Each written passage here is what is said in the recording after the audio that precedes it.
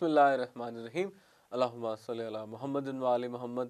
मोहतरम नाज़रीन किराम, प्रोग्राम हदीस विलायत के साथ आपका मेज़बान इमरान काज़मी हाज़िर खिदमत है। अस्सलाम वालेकुम नाज़रीन, गुज़िश्ता प्रोग्राम में हमने नहजुल बलागा की ऊपर एक गुफ्तगू की जो एक इंतहाई सहल आसिर गुफ्तगू थी।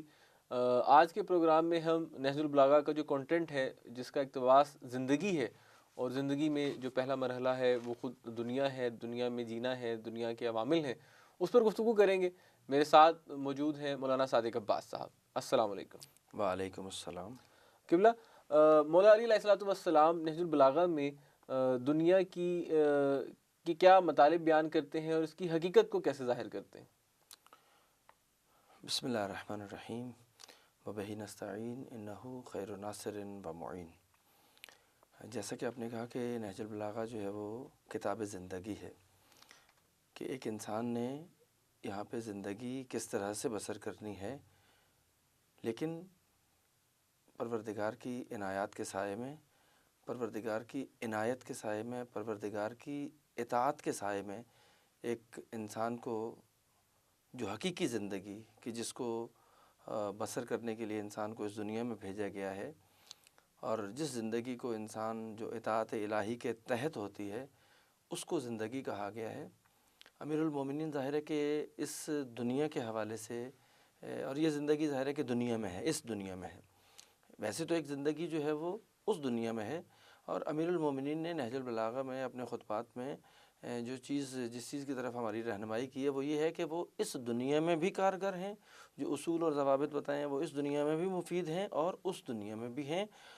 लेकिन अब ज़ाहिर है कि हमारी पहली जो की गुफ्तगू से मुझे लग रहा है वो ये है कि आप इस दुनिया की यानी जो मादी दुनिया है इसके हवाले से जो है वो बात करना चाह रहे हैं, तो आप अपने एक खुतबे के एक ख़त के अंदर जो है वो एक इरशाद फरमाते हैं कि जो आपने मकतूब नंबर 68 है जिसमें आप दुनिया की हकीकत के बारे में बयान करते हुए उसको एक मिसाल के साथ तशबीह दे रहे हैं कि दुनिया की मिसाल जो है वो एक सांप की सी है कि जिसका ज़ाहिर बहुत नरम होता है लेकिन जो इसके अंदर जहर है वो बहुत महलिक है।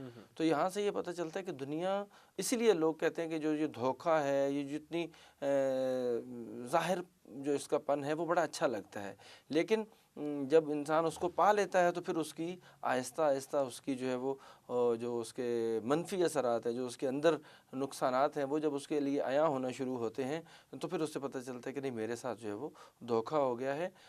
तो यहाँ पे यानी इस मिसाल से हम ये समझ सकते हैं कि अमीरुल मोमिनीन हमें यहाँ पे ये बताना चाह रहे हैं कि जिस तरह सांप की जो ऊपर वाली स्किन है, अगर आप उसको हाथ में जो है वो लिया जाए तो वो ज़ाहिरन उसका ज़ाहिर नर्म है और भला भी लगेगा, खूबसूरत भी लगेगा, लेकिन उसके अंदर जो जहर है उससे इंसान को जो है वो बाखबर रहना चाहिए। सुभान अल्लाह।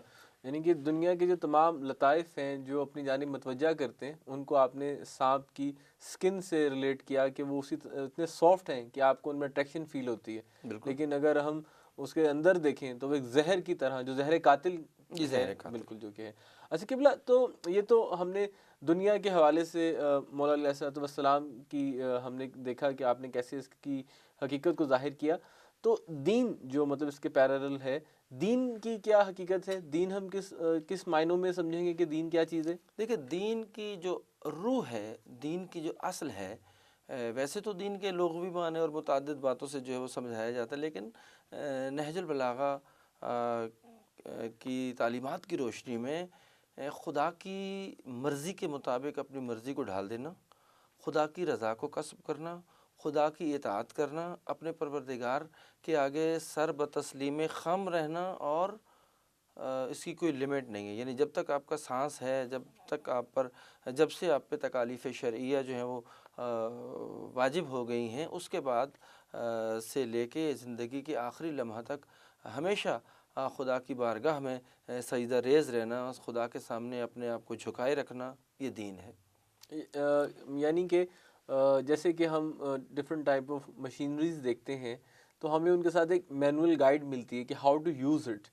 तो दीन को भी हम इस मायनों में ले सकते हैं कि दुनिया को जीने के जो ये एक उसकी दूसरी मिसाल है कि जिस तरह और इंसानी अक्ल और दुनिया में ये बात ऑथेंटिक समझी जाती है कि जिस कंपनी ने जो प्रोडक्ट बनाई है वही اس کے بہتر استعمال اور اس کی جو احتیاط اس سے متعلقہ ہوتی ہیں وہی ڈیفائن کر سکتی ہے، وہی بتا سکتی ہے۔ کوئی کسی مشینری کو دیکھنے کے، صرف ظاہر دیکھنے سے اس کے فوائد اور اس کے جو طریقہ استعمال ہے اور اس کے جو نقصانات ہیں کہ آپ نے اس کو کیسے اس کو روکنا ہے، وہ اس کے اندر موجود ہیں۔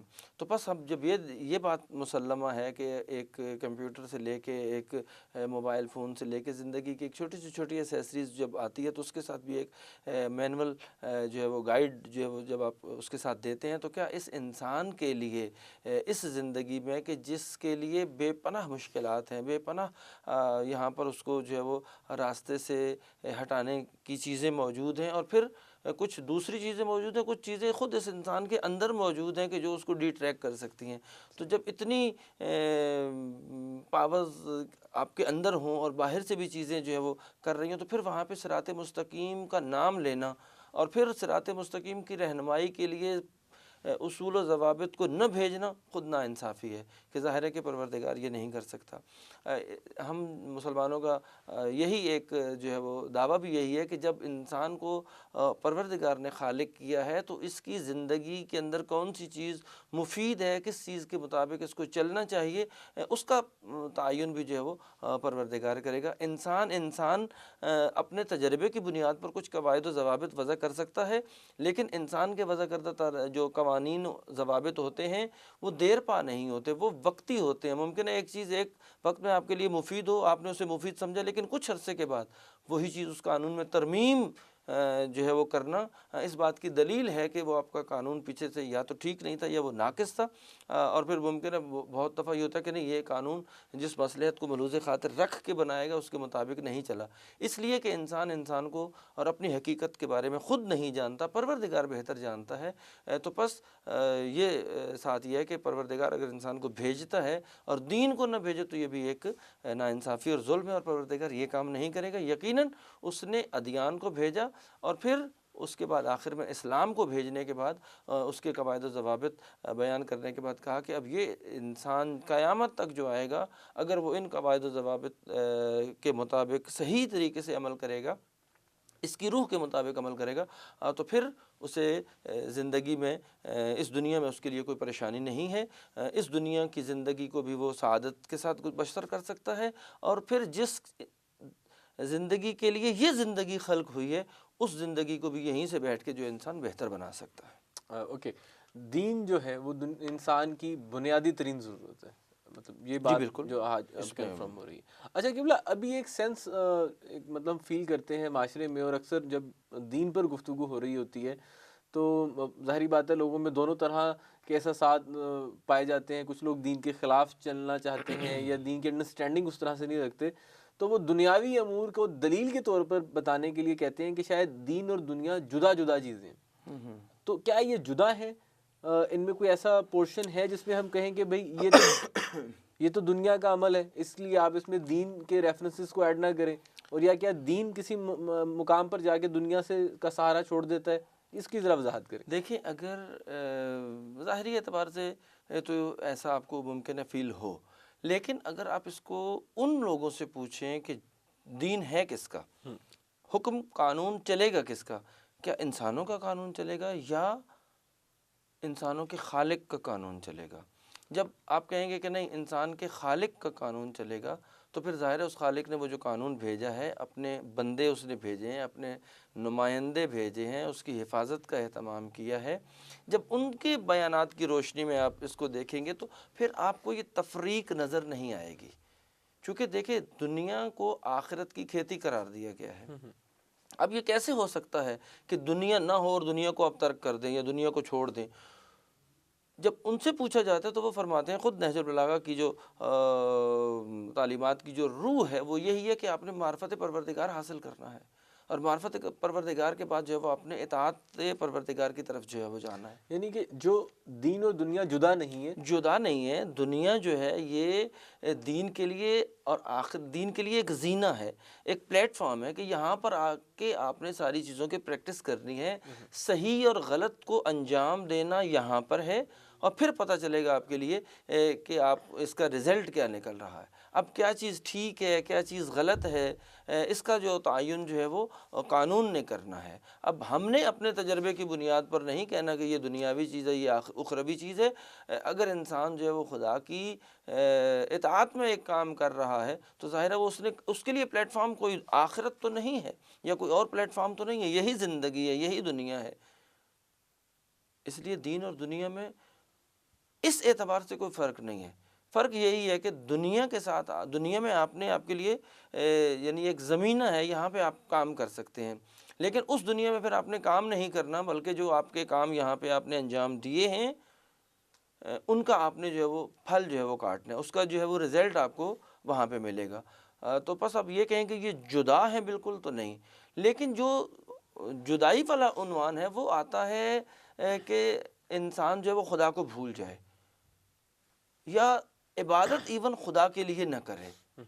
یعنی ممکن ہے ایک شخص میں نماز پڑھ رہا ہوں لیکن میرا مقصد تقرب الہی نہیں ہے، اب یہ عمل ظاہری اعتبار سے آپ اس کو عبادی عمل کہہ رہے ہیں، ایک دینی عمل کہہ رہے ہیں، جبکہ اس کے مقابلے میں ممکن ہے جو ہے وہ آپ کھیل کود جو ہے ایکسرسائز وغیرہ ورزش کرنا یا زندگی کا کوئی اور کام جو ہے وہ کرنا، آپ کہیں کہ یار یہ دنیاوی کام ہے، نہیں ایسا نہیں ہے۔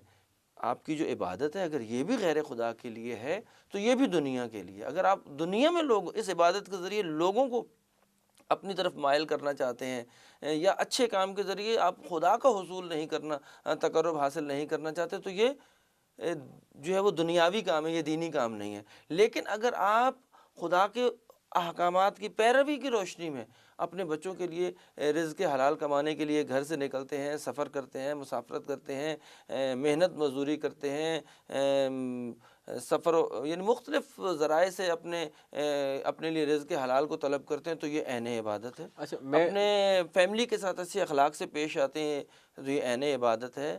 آپ اپنے عزیز و اقارب کے ساتھ، دوست احباب کے ساتھ خوش اخلاقی سے اور حسن خلق سے پیش آتے ہیں تو یہ عین عبادت ہے، یہ دنیاوی کام نہیں ہے۔ دنیاوی اور دین میں معیار یہ ہے کہ اگر خدا کے لیے ہے تو وہ دینی کام ہے، اگر خدا کے لیے نہیں ہے تو وہ دنیاوی کام ہے، چاہے ظاہری اعتبار سے میں حج پر ہی کیوں نہیں گیا ہوا۔ اوکے، مطلب جو بھی کام ہے جو انسان کی دنیا میں جتنے بھی امور ہیں، جتنے بھی عوامل موجود ہیں، بزنس ریلیٹڈ ہیں، ایجوکیشن ہے، کسب ہے، اینی تھنگ، اس کا جو راستہ ہے کرنے کا وہ تعین کرے گا کہ یہ آپ نے دین کے لیے کیا یا خدا دنیا کے لیے کیا۔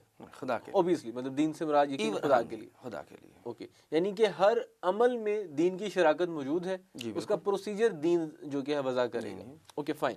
اچھا ابھی ہم لوگ یہ بھی دیکھتے ہیں کہ when somebody is going to do for religion اور وہ ریلیجیس گفتگو کر رہا ہے یا اس نے اپنی ظاہری جو لائف ہے اس میں ریلیجن کو ایڈ کر لیا ہے، تو ہمیں ایسا فیل ہوتا ہے یا معاشرہ ایک ایسا الزام اپنے ذہن میں رکھتا ہے کہ شاید جو دین ہے وہ انسان کو تارک دنیا بنا دیتا ہے، تو کیا ایسا ہے؟ دین پھر یہی بات ہے کہ دین تارک دنیا نہیں بناتا۔ دین نے نہیں کہا کہ آپ اپنے گھروں سے نکل کے جنگلوں میں چلے جائیں، بلکہ کہا نہیں اسی دنیا میں رہیں، اپنے شہر میں رہیں، دوسروں کے کام آئیں، دوسروں کے لیے کام کریں، اپنی زندگی کو اچھے سے اچھے انداز سے گزاریں، لیکن میں اپنی اچھی زندگی کے حصول کے لیے دوسرے کے حقوق کو ضائع نہیں کر سکتا، میں دوسرے کے لیے مزاحمت کا سبب جو ہے وہ نہیں بن سکتا۔ میرے عمل سے اگر دوسرے کو اذیت پہنچ رہی ہے اس سے روکا گیا ہے، وگرنہ یہی تو میرا امتحان ہے۔ مجھے خدا نے یہ نہیں کہا کہ عبادت کرنے کے لیے آپ مصلی لیں اور مسجد میں بیٹھ جائیں یا گھر کے کسی کونے میں نکر میں جا کے بیٹھے مجھے اللہ اللہ کرتے رہے تو یہ عبادت ہے، نہیں۔ معاشرے میں انسانوں کے لیے، حتیٰ آپ یہاں پہ دیکھیے گا کہ خدا نے یہاں تک کہا ہے کہ میں معصومین کے ارشادات کی روشنی میں بھی ہے، نہج البلاغہ میں بھی اس کا واضح ذکر موجود ہے کہ خدا جو ہے وہ خدا حقوق اللہ کو معاف کر سکتا ہے۔ مثلا اگر ایک شخص نے ایک ایسا کام کیا، مثلا نماز نہیں پڑھ سکا، تو اس کا معاملہ بندے کا اور خدا کا، اور خدا کہتا ہے میں اس کو ممکن ہے معاف کر سکتا ہوں۔ لیکن جب حقوق الناس کی باری آئی ہے اور یہ لوگ دنیا میں ہیں، ان کی باری آئی ہے، تو خدا نے کہا جب تک اگلا بندہ، آپ نے کسی بندے کے حق کو غصب کیا، جب تک وہ آپ کو معاف نہیں کرے گا، کسی کی غیبت کی ہے جب تک وہ معاف نہیں کرے گا، تو میں خدا بھی نہیں کروں گا، چونکہ میں نے اس معافی کا حق اپنے بندوں کو دے دیا۔ بلکہ میں تو یہاں یہ یقیناً کہنا چاہوں گا کہ خود آئمہ صلاۃ والسلام جو ہیں، یہ مقدس ہستیاں، انہوں نے دنیا میں جی کر دکھایا. جی بالکل. انہوں نے مطلب جو کہ ہے گھر و بار کو چھوڑ کر علیحدہ کہیں پناہ حاصل نہیں کی، بلکہ انہوں نے جو کہ ہے پبلک میں رہے، جابس مقابلہ کی، کیا. زراعت جی کی، مطلب every thing what they have done. اور انہوں نے دنیا کے ہر پرسپیکٹس میں رہ کے اپنے عمل کے ذریعے سے دین کی وضاحت کی. جی بالکل. Very ایسی fine. زندگی گزاری کہ جس میں آپ دیکھیں ہم جس زندگی کا تصور نہیں کر سکتے. ہم سمجھتے ہیں کہ آئمہ کی زندگی میں جو فلاحی کام ہے، رفاہی کام ہے، پبلک یعنی ہیومینٹی کے لیے جو آپ نے کام کی ہے، انسانیت کی بنیادوں پر جو آپ نے کام کی ہے، اس کی بنیاد اسلام نے رکھی ہے، ہمارے آئمہ نے رکھی ہے. اور پھر اس میں اخلاص یہ ہوتا تھا کہ امیر المومنین، جب حضرت امیر المومنین کی شہادت ہوتی ہے تو حضرت امام مجتبیٰ جب آپ کو غسل دیا جا رہا تھا تو آپ کی پشت پر جو ہے وہ نشان جو ہے نشان موجود تھے. تو سوال کیا گیا کہ امیر المومنین کی تو پشت پہ ذرا بھی نہیں ہوتی تھی، آپ نے دشمن کو دکھائی دی، تو یہ نشان کس چیز کے ہیں؟ کہا کہ یہ اس داغ روٹی کے ہیں، اس گرم روٹی کے ہیں کہ جو امیر المومنین اپنی پشت پہ اٹھا کر جو ہے وہ فقراء اور مساکین کے اندر جو ہے وہ تقسیم کرنے کے لیے جاتے تھے، رات کے اندھیرے میں جاتے تھے تاکہ کسی کو اس بات کا پتہ نہ چلے کہ ہمیں روٹی دینے والا کون تھا. تو یہاں پہ یہ دیکھیں کہ یہ کام بھی کر رہے ہیں لیکن خدا کی خاطر کر رہے ہیں. شکریہ. قبلہ، ابھی ہم نہج البلاغہ پر جیسے گفتگو کر رہے ہیں اور نہج البلاغہ میں دنیا کے حوالے سے کافی کنٹینٹ اویلیبل ہے. ایک جو چیز بڑی واضح طور پہ نظر آتی ہے کہ امام نے یا تو دنیا کی مذمت کی ہے یا دنیا کی سرزش کی ہے ڈفرینٹ طریقوں سے. تو ہمیں مطلب دنیا کی تعریف کا اتنا پہلو نہیں ملتا. اس کی کیا خاص وجہ؟ دیکھیے، ایک تو اگر لفظ دنیا پہ آپ جائیں گے تو لفظ دنیا جو ہے نا وہ ادنا سے، ادنا ویسے ہی ایک گھٹیا چیز کو کہتے ہیں، پس چیز کو کہتے ہیں. تو اس لیے دنیا چھوٹی چیز ہے، وہ لہٰذا اس اعتبار سے بھی یہ چھوٹی ہے. پھر یہ کہا کہ جو مذمت والی بات ہے کہ یہ انسان کو اگر خدا سے دور کر دیتی ہے، اگر انسان اس میں کھو جائے. مثلا میں اپنے بچوں کے کسب معاش کے لیے نکلا ہوں اور میں خدا کو بھولا ہوا ہوں، تو یہ میرا عمل جو ہے وہ اس دنیا نے مجھے بھلا دیا ہے. اور پھر میں کسب معاش میں اپنے بچوں کے رزق کی تلاش کے لیے جائز اور ناجائز کو ایک کر دیتا ہوں. تو اس سے آپ نے جو ہے وہ روکا ہے. یعنی دنیا کی جو محبت ہے، یہ دنیا کی خاطر، دنیا کی خاطر ایک کام کرنا ہے. اور دنیا کی خاطر چونکہ خود اس دنیا نے فنا ہو جانا ہے، اور فنا ہو جانے والی چیز کے لیے آپ جو ہے وہ اتنا کیوں اپنے لیے تگ و دو جو ہے وہ کر رہے ہیں؟ اس دنیا کے لیے تگ و دو کریں کہ جس نے فنا نہیں ہونا. تو آپ کی جو مذمت ہے وہ حب دنیا سے ہے کہ دنیا کے لیے آپ یہ کام نہ کریں، چونکہ دنیا نے آپ کے ساتھ نہیں رہنا اور امیر المومنین سے بہتر اس چیز کو کوئی جان نہیں سکتا. لہٰذا آپ نے بخل سے کام نہیں لیا بلکہ آنے والے انسانوں کو بتایا کہ اس دنیا کی حقیقت کیا ہے. یہی وجہ کہ آپ کہتے تھے کہ لوگ جو ہے وہ دنیا کی نعمات سے کسی کو روکا نہیں گیا. نعمات کو آپ حاصل کریں لیکن دنیا کو اپنے اوپر مسلط نہ کر دیں. دنیا آپ کو پروردگار کی یاد سے منحرف نہ کر دے، دنیا آپ کو اپنے فرائض کی ادائیگی سے ترک نہ کر دے. اگر ایسا ہو جائے گا تو اس سے روکا گیا ہے. وگرنہ آپ نے پروردگار کی عبادت کرنی ہے، پروردگار کے بندوں کی خدمت کرنی ہے، انسانیت کے لیے کام کرنا ہے، دوسروں کے لیے بڑھ کر کام کرنا ہے، اپنی ذات سے بڑھ کر. چونکہ بعض افراد کہتے ہیں کہ یہ ہم نے کام اپنے لیے نہیں کیا، دوسروں کے لیے کیا. تو اس کے بارے میں آپ بتا رہے ہیں کہ یہ کام دنیا میں ہی آپ نے انجام دینا ہے. یہ ظاہر ہے کہ جب ہمارا اختیار یہاں پر ہے، ہمارا اختیار اس دنیا میں نہیں ہے، اور جب ہم شکم مادر میں ہوتے ہیں اس وقت بھی ہمارے پاس اختیار نہیں ہے، وہ بھی ایک دنیا ہے. لیکن یہ جو عالم ہے، اس عالم کے اندر ہم نے رہنا ہے. اور جو مذمت ہے وہ صرف یہ ہے کہ جو حب دنیا ہے، وہ چیز کہ جو آپ کو خدا سے دور کر دے. چاہے میں نے پہلے بھی کہا کہ چاہے وہ دینی ہی کام کیوں نہ ہو. مثلا آپ ایک کام کر رہے ہیں، دینی کام ہے، لیکن اس کا مقصد خدا کا تقرب نہیں ہے، تو وہ بھی کام دنیاوی کام شمار ہوگا. سبحان اللہ.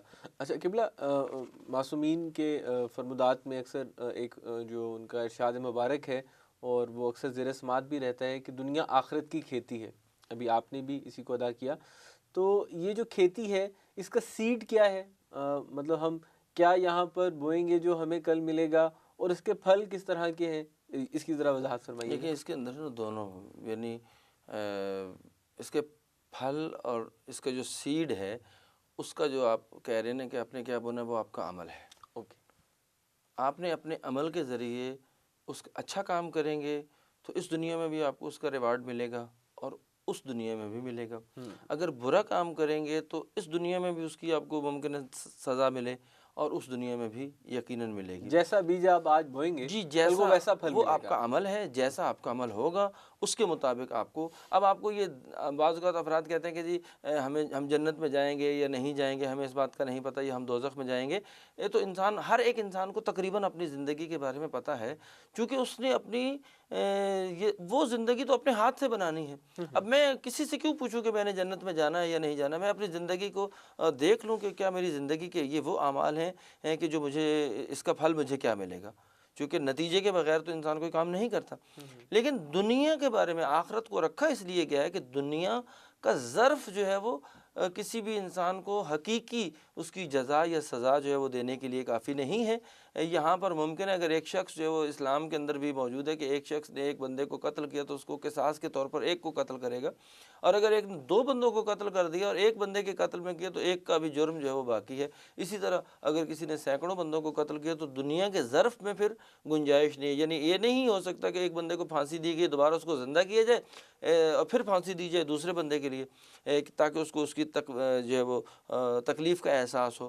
لہٰذا اس کے لیے پروردگار نے جو ہے وہ دوسرے عالم کو رکھا کہ وہاں پہ آپ کے اعمال کی جو ہے وہ آپ کو سزا دی جا سکے گی، حتیٰ جزا کی بھی۔ اس دنیا کے اندر انسان کو جزا جس کے بارے میں کہا گیا کہ یہ آپ کا ثواب ہے، یہ اس کی آپ کو جزا ملے گی، دنیا کا ظرف جو ہے وہ کافی نہیں ہے۔ بس انسان جو ہے وہ اس دنیا کے اندر رہ کے اپنے عمل کے ذریعے جو کچھ کرے گا وہ اپنی آخرت کی زندگی کو اسی کے مطابق جو ہے وہ اس کے مطابق ہی وہاں سے جو ہے وہ پھل کاٹے گا، چونکہ خدا کی مشیت اس بات پر ہے کہ یہ انسان اپنے اختیار کے ساتھ اس دنیا کو انتخاب کرے، ان دو راستوں کو انتخاب کرے، ہدایت کا راستہ ہے، گمراہی کا راستہ ہے۔ انسان جس جگہ پہ کھڑا ہے اس کے سامنے دو راستے ہیں، اب اس نے اپنے عمل کے ذریعے جانا ہے۔ اب وہ جب تک عمل نہیں کرے گا وہ عمل بتائے گا کہ یہ ہدایت کا راستہ ہے یا گمراہی کا راستہ ہے۔ اچھا قبلہ، ہم یقیناً ہماری مادی خواہشات ہیں، ہم مادے سے خلق شدہ ہیں اور ہمارے ارد گرد مٹیریلز ہی اویلیبل ہیں، چاہے وہ ڈفرینٹ فارمز میں ہوں، تو مادہ پرستی کے لیے بھی مذمت ملتی ہے ہمیں نہج البلاغہ میں، احکامات میں، تو وہ اور کسب معاش بھی ہم نے کرنا ہے، مطلب اپنی ضروریات بھی مادے سے ہی پوری کرنی ہے، اس کے درمیان کیا بیلنس ہے؟ دیکھیں پھر وہی بات ہے، دیکھیں انسان کی جو خلقت ہے نا اس میں بھی تو دو چیزیں ہیں نا، ایک انسان کی باڈی ہے، جسم ہے کہ جس کو آپ مادہ کہیں گے، اس کی بھی کچھ ریکوائرمنٹس ہیں، اس کی بھی کچھ ضروریات ہیں۔ انسان کا دوسرا جو حصہ ہے وہ اس کا روح ہے، اس روح کی بھی کچھ غذائیں موجود ہیں۔ لہٰذا یہ انسان کہ جو دو چیزوں سے مل کر بنا ہے، دنیا میں آ کے اس زندگی کو، اس روح کو بھول جاتا ہے اور دنیا میں لگ جاتا ہے۔ یہی وجہ ہے کہ دنیا کے اندر عام انسان جو ہے وہ اسے اپنی جو ہے وہ جسم کی بھوک کا تو احساس ہے لیکن اپنی روح کی بھوک کا احساس اسے نہیں ہے، جبکہ وہ فیل کرتا ہے کہ میں اس کے علاوہ بھی میری ایک اور شناخت بھی ہے، میرے ایک اور وجود بھی ہے کہ جو کمزور ہو رہا ہے۔ اور پھر ایک دفعہ یہی ہوتا ہے کہ جب دو چیزیں ہوں گی، دونوں میں سے ایک چیز جب مضبوط ہو جائے گی تو دوسری ظاہر ہے کہ کمزور ہو جائے گی۔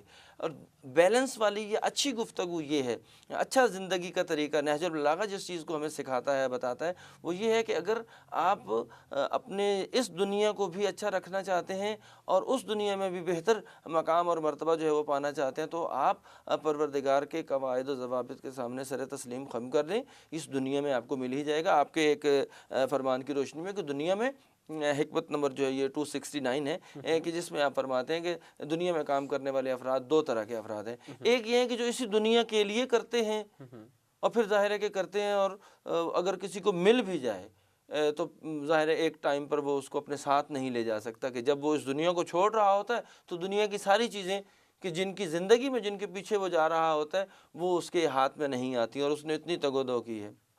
لیکن ایک وہ شخص ہے کہ جو اس دنیا میں اس بندے کی خاطر نہیں کام کر رہا، خدا کی خاطر کام کر رہا ہے، اس دنیا کی خاطر کام کر رہا ہے، تو یہ دنیا بھی اس کے پاس ہوتی ہے۔ اور جب وہ جاتا ہے تو اس دنیا سے بہت سی چیزیں اپنے ساتھ لے کے جاتا ہے اور پھر اسے وہاں پہ جانے کے لیے کوئی تکلیف کا بھی احساس نہیں ہوتا۔ تو بس اگر انسان جو ہے وہ اگر اس دنیا کی دھوکہ کیا ہے کہ یہ دنیا دھوکہ دے دیتی ہے کہ جی بس اس کے آگے کچھ نہیں ہے، آپ اس تصور کو ختم کر دیں تو یہ دنیا آپ کے لیے جنت بن جائے گی، سبحان اللہ. اور وہ دنیا آپ کے لیے، وہ آپ کی دنیا اچھی ہو جائے گی. اور اس دنیا کی جو سب سے بڑی قباحت ہے وہ یہی ہے کہ انسان کو اتنا اپنے اندر مگن کر لیتی ہے کہ اس دنیا سے غافل کر دیتی ہے. جب آپ اس دنیا سے غافل ہو جائیں گے تو پھر اس کا مطلب یہ ہے کہ یہ دنیا آپ کے لیے وبال جان بن جائے گی نہج البلاغہ کی روشنی میں. لیکن اگر اس دنیا میں رہتے ہوئے آپ یاد خدا کو رکھتے ہیں، اطاعت خدا کر رہے ہیں، تو اس دنیا میں جو آپ کو مقام اور مرتبہ ملنا ہے وہ اس دنیا کی بنیاد پر ملنا ہے. سبحان اللہ. اچھا قبلہ، سادگی کے حوالے سے بھی ہمیں 10 ملتا ہے نہج البلاغہ میں. اب سادگی کے کیا معنی ہیں؟ کیا انسان عمدہ معیار زندگی اختیار نہ کرے، اچھا لباس نہ پہنے، عمدہ غذا نہ کھائے، عمدہ گاڑیوں میں یا عمدہ مکان نہ بنائے؟ اس کو ہم کیسے انڈرسٹینڈ کریں؟ اچھا دیکھیں، اس میں آپ ایک چیز اور دیکھیے گا کہ انسان سارے مختلف ہیں، انسان کی استعداد مختلف ہے. ہر ایک انسان کی زندگی کے ساتھ جو امکانات اور وسائل ہیں وہ سب کے مختلف ہیں. لیکن اسلام نے یہاں پہ کیا کیا، قواعد و ضوابط کو معین کر دیا ہے. یہ نہیں ہے کہ غریب کے لیے قوانین الگ ہیں اور امیر کے لیے قوانین الگ ہیں، ایسا نہیں ہے. یعنی یہ ڈفرینس احکام میں، احکامات شرعیہ میں یہ موجود نہیں ہے. مثلا ایک شخص جو ہے وہ کہا کہ آپ نے رزق حلال کمانا ہے، اب اس رزق حلال کی صورت میں اس کا اجر جو ہے وہ لاکھوں ملینز میں ملتا ہے تو بھی بالکل ٹھیک ہے، کوئی حرج نہیں ہے. اور ایک شخص سے وہ محنت مزدوری کرتا ہے، اس کو 200-400-500 روپے ملتا ہے، تو یہ اس کی اپنی کام کی نوعیت ہے، اس کی محنت ہے، اس کی انتخاب ہے، اس کے اوپر ہے. لیکن معیار کیا ہے؟ چاہے وہ 10 روپے بھی حرام کے ہوں تو بھی حرام ہے، اور 10 لاکھ بھی حرام کا ہو تو بھی حرام ہے. لہذا حلال حرام کے معیار آپ نے اپنے سامنے رکھنا ہے کہ یہ نہ ہو. اچھا، اب اگر میں 10 روپے کما رہا ہوں خدا نخواستہ حرام کے، اور میں کہوں کہ میں سادہ ہوں، تو یہ سادگی نہیں ہے. اور ایک آدمی 10 لاکھ کما رہا ہے حلال کے اور وہ دنیاوی نعمات کو استعمال کر رہا ہے، تو یہ جسے کہتے ہیں کہ اس میں وہ نہیں آئے گا، یعنی اس کا حاصل کرنا معیوب اور قابل مذمت نہیں ہے.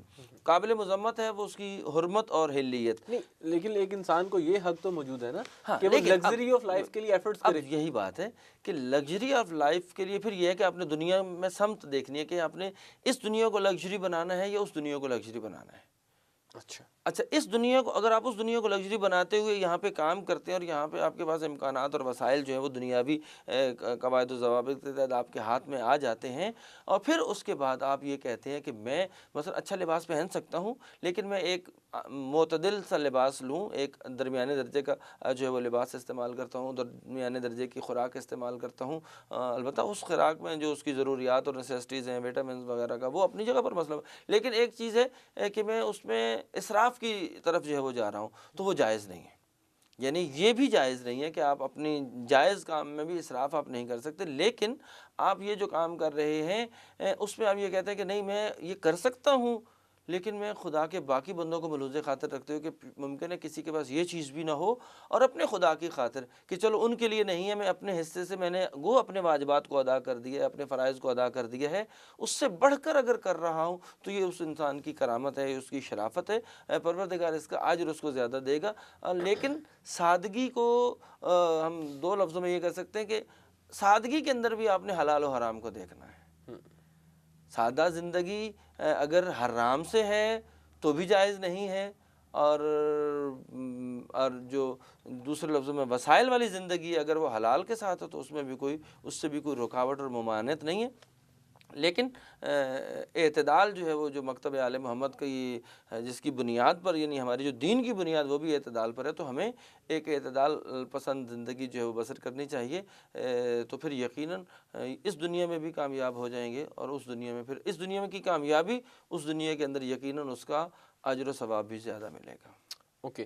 اچھا قبلہ، ابھی میں جس پہلو کی طرف بات کرنا چاہ رہا ہوں وہ یہ ہے کہ ہم اب جیسے کہ مطلب بہت ساری فیملیز ہیں جو ویسٹ میں سیٹل ہو گئی ہیں، یا ویسٹ میں کسب معاش کے لیے، کسب فیض کے لیے لوگ جاتے ہیں، پھر سیٹل ڈاؤن ہو جاتے ہیں.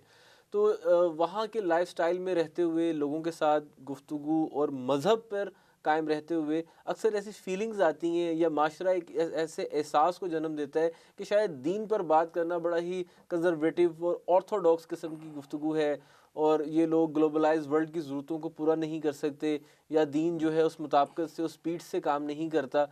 کیا یہ ایگزسٹ کرتا ہے، ایسا ہے؟ اور اگر نہیں ہے تو پھر یہ حقیقتاً اس کی کیا تعریف ہے، اس کو کیسے سمجھا جائے؟ نہیں دیکھیے، پہلی بات تو یہ ہے کہ آپ جیسے کہہ رہے ہیں کہ ہمارا تو یہ جو ٹی وی ہے اس کا نام بھی ایک تو ولایت ٹی وی یو ایس سے ہے، اور اس کے ناظرین بھی امریکہ، یورپ، کینیڈا وغیرہ میں جو آپ اسے ایڈوانس کنٹریز کہتے ہیں وہاں پہ دکھائے جاتے ہیں. اور وہاں پہ لوگ جو گئے ہیں یہاں سے محنت مزدوری کر رہے ہیں، کام کاج کر رہے ہیں، بزنس کر رہے ہیں، اپنی سروسز دے رہے ہیں، لیکن وہ دین کو نہیں بھولے. بلکہ آپ کو اس بات پہ تعجب ہوگا یا تعجب نہیں ہونا چاہیے، جو انفارمیشن بچوں کے پاس، خواتین کے پاس اور وہاں کے رہنے والے مسلمانوں کے پاس دین کے بارے میں اور بیسکس انفارمیشن جتنی غیر اسلامی ممالک میں رہنے والے افراد کو ہوتی ہیں یا ہیں، اتنی اسلامی ممالک میں رہنے والے افراد کے پاس بھی نہیں ہے. جتنے ولادت شہادت کے پروگرامز کو اور مذہبی رسومات کو اور مذہبی پروگرامز کا اہتمام یورپ اور امریکہ وغیرہ میں کیا جاتا ہے، وہاں پہ مسلمان اور مومنین بالخصوص کرتے ہیں، شاید اس اہتمام کے ساتھ یہاں کی کسٹمز اور ہیں. وہاں پہ ان کو فیل ہوتا ہے کہ ہمیں دین کی ضرورت ہے. اور پھر یہ ہے کہ مغرب یہ کہتا ہے، یہ جو کچھ لوگ مسلمانوں میں ہی فرض کریں یہ بات کہتے ہیں، تو یہ ان کا اپنا نظریہ ہے. دین جو ہے وہ جب خدا نے کہا ہے کہ یہ دین انسان کے لیے قیامت تک کے لیے ہے، تو ابھی تو 21ویں صدی جا رہی ہے، اس سے آگے ظاہر ہے کہ گو قیامت کا کوئی وقت معین نہیں ہے، لیکن ابھی تو بڑی دنیا باقی ہے، ابھی تو بڑا وقت باقی ہے. انسان جو ہے وہ ترقی کرے، محنت کرے، دین اس میں کبھی رکاوٹ نہیں بنا، بلکہ یہ خدا نے انسان کو استعداد اور صلاحیت دی ہے جس کی بنیاد پر یہ ترقی کر رہے ہیں. اگر وہ خدا استعداد اور صلاحیت ہی انسان کو نہ دیتا کہ جو نہج البلاغہ میں جیسا کہ آپ نے کہا تھا کہ ہم نے کچھ چیزوں کو جو ہے وہ صرف ان کی ہیڈ لائنز ہی آپ بتا سکتے ہیں کہ یہ وہ چیزیں ہیں کہ جو ترقی کا اصل میں انسان کی دنیاوی اور اخروی ترقی کا سامان جو ہے وہ فراہم کرنے والی چیزیں ہیں. لہٰذا دین نہیں روک رہا، بندے جو ہیں وہ خود اگر ترقی کرنا نہیں چاہتے تو نام دین کا لگا دیتے. یعنی کہ مطلب جو دین ہے اس کی ایڈوانسمنٹ جو ہے وہ دنیا کی ضرورتوں کے پیرلل ایکول ہے. جی بالکل. یہ اب لوگوں کے ظرف پر ہے کہ وہ دین سے ایکسٹریکٹ کرتے ہیں چیزوں کو اور وہ ان سے اپنی دور حاضر کے پرابلمس کی فائنڈنگز لیتے ہیں. جی بالکل. Okay, thank you. اچھا قبلہ، آخر میں چاہوں گا کہ از نص نہج البلاغہ اور جیسے مولا علی علیہ الصلوۃ والسلام نے انسان کی اس دنیا سازی کے لیے، جو کہ اس کی آنے والی زندگی کے لیے جو ایک کھیتی ہے، اس کے لیے کیا احکامات فرمائے ہیں کہ کن امور پر اگر ایک انسان کاربند رہتا ہے تو اس کی دنیا اور آخرت بہتر ہو سکتی ہے، اس کو ضرور واضح فرمائیں. یہ میں آپ کی خدمت میں جو ہے وہ ظاہر ہے کہ امیر المومنین کے ارشادات میں سے 14 جسے کہتے ہیں کہ ہیڈ لائنز اور ولایت کے جو تائیدار ہیں وہ بھی یہ 4 معصومین علیہم الصلوۃ والسلام ہیں. انہی امیر المومنین کے ہی فرامین جو ہیں ان کو بطور ہیڈ لائن، ابھی ان کی ایک ایک کے اوپر گفتگو ہو سکتی ہے، دلائل کے ساتھ جو ہے وہ بتایا جا سکتا ہے کہ یہ ہے وہ دانش و حکمت کہ جو آپ کو دنیا میں سر بلند اور سرفراز کر سکتی ہے، اور آخرت میں آٹومیٹکلی آپ کی سربلندی ہوگی ہی ہوگی. امیر المومنین فرماتے ہیں کہ کوئی مال عقل سے بڑھ کر نفع پہنچانے والا نہیں ہے. بعض اوقات انسان جو ہے وہ سمجھتا ہے کہ مال ہی نفع پہنچا رہا ہے، لیکن عقل سے بڑھ کر مال بھی انسان کو نفع نہیں پہنچاتا. پھر فرماتے ہیں کہ خود پسندی سے بڑھ کر کوئی تنہائی نہیں ہے. اچھا، اب آپ اندازہ لگائیں کہ ایک ایک چیز ہے، یہ یعنی آپ کو یہ تنہائی کی طرف نہیں لے کے جا رہا. اب یہ بندہ خود پسند دیکھے کہ وہ تنہائی کی طرف جا رہا ہے، بلکہ کہا کہ اس سے بڑھ کر کوئی تنہائی نہیں ہے. تدبیر سے بڑھ کر کوئی عقل نہیں ہے. پھر فرمایا کہ تقوی سے بڑھ کر کوئی کرامت نہیں ہے. حسن خلق سے بڑھ کر کوئی اچھائی نہیں ہے. صرف آپ اچھے اخلاق سے، اور دنیا آج اس بات پر پہنچی ہے کہ آپ اچھے اخلاق سے جو ہے وہ کام آپ کسی کے ساتھ پیسے کے ذریعے یا وہ نہیں کر سکتے، اس سے کام کسی کو نہیں لے سکتے جو صرف ایک میٹھے بول کے ساتھ، ایک اچھی انداز گفتگو اختیار کر کے جو ہے وہ آپ کام کر سکتے ہیں. وہ ممکن ہے ایک جگہ پہ پیسہ اور طاقت اور قانون آپ کے لیے جو ہے وہ اور مغرب اس بات کو اچھے طریقے سے جج کر سکتا ہے. ہمارے ہاں تو ظاہر ہے کہ بعض اوقات جو ہے وہ اخلاقیات جو ہے وہ پیچھے رہ جاتی ہے.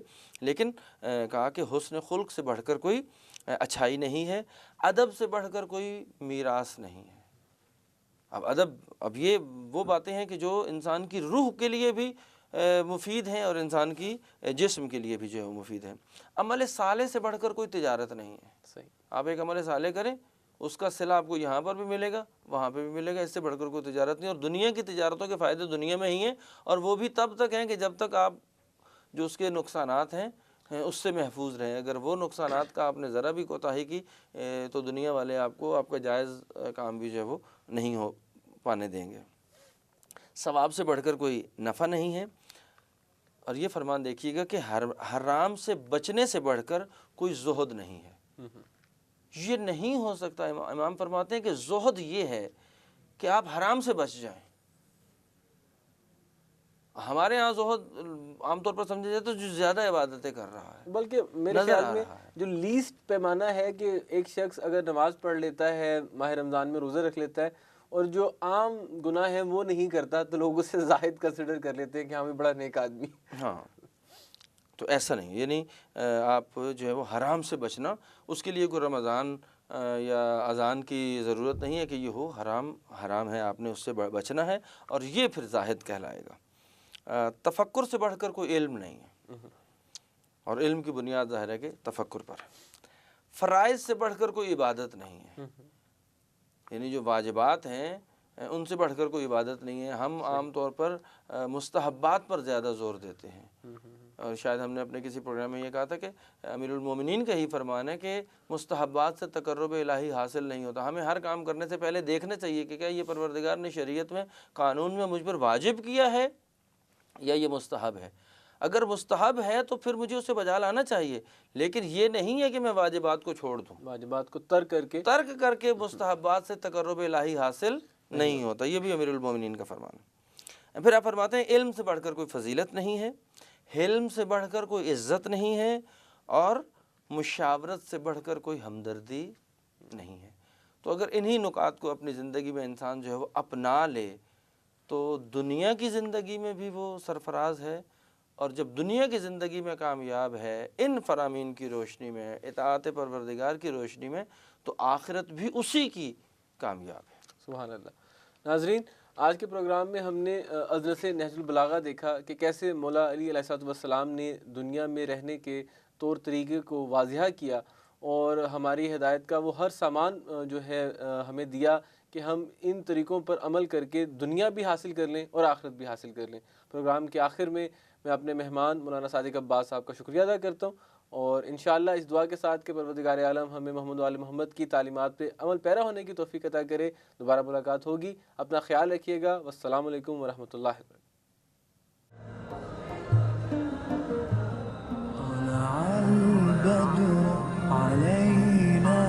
من ثنيات الوداع وجب الشكر